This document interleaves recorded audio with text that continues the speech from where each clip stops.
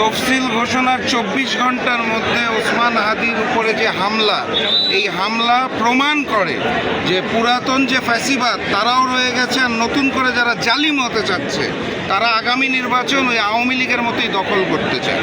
ওসমান হাদির জনপ্রিয়তাকে মানতে না পেরে নতুন জালিম যারা এখন হামলায় লিপ্ত হয়েছে তাদেরকে আমাদের সুনির্দিষ্ট মন্তব্য এবং প্রস্তাবনা, নতুন করে আর জালিম হওয়ার চেষ্টা করেন না। আওয়ামী লীগ বিতাড়িত হয়েছে, আপনাদেরও বিতাড়িত হতে হবে। আর আমি দেশবাসীকে অনুরোধ করব, হাদির এই মুহূর্তে অপারেশন চলছে, আমি দেখে এসেছি, ডাক্তারের সাথে কথা বলে এসেছি, আপনারা প্রাণ খুলে দোয়া করবেন, কারণ হাদি আমাদের সম্পদ, দেশের সম্পদ। যেভাবে করে ওই সময় গণ অভ্যুত্থানে আমরা দেখেছিলাম যে এক আবু সাইদের হত্যার পরে লক্ষ আবু সাইদ জন্ম হয়েছিল, আমরা হাদিকে হারাতে চাই না। কিন্তু নতুন জালেমদের বলতে চাই, একজন হাদি যদি রক্তাক্ত হয়ে এখন পড়ে থাকে, লক্ষ হাদি গর্জে উঠবে। আমরা বাংলাদেশের মাটিতে ওই গুন্ডা মোটরসাইকেলের হোন্ডা গুন্ডার গুলির রাজনীতি আর মেনে নেব না।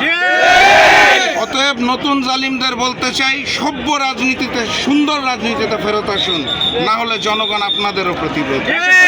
আচ্ছা,